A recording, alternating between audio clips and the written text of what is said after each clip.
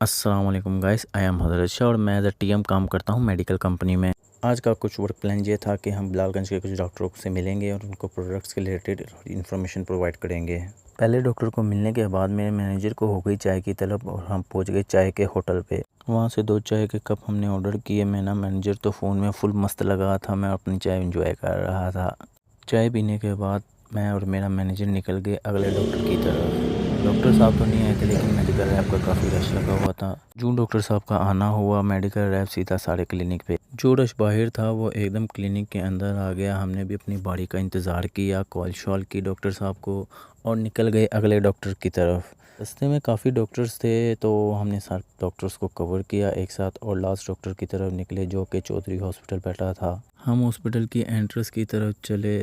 थोड़ी देर बाद एंटर हुए हॉस्पिटल के अंदर और डॉक्टर साहब अपने चैम्बर में नहीं थे तो उनके कॉल के लिए वेट करने लग गया दूसरे मेडिकल रैप की तरह। डॉक्टर साहब को आने के बाद कॉल की और निकल पड़े म्यो हॉस्पिटल की तरफ जहां पर हमारे मैनेजर ने अपनी गाड़ी खड़ी की थी।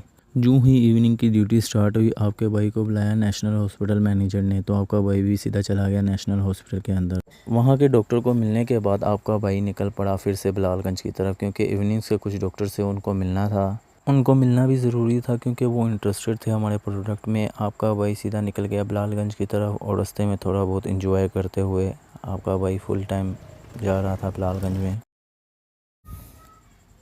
थोड़ी देर बाद ही आपका भाई पहुंच गया वापस से चौधरी हॉस्पिटल इवनिंग के डॉक्टर्स को मिलने के लिए। पेशेंट्स का काफ़ी रश था, साथ मेडिकल रैप भी थे तो आपका भाई भी वेट करने लग गया कॉल के लिए।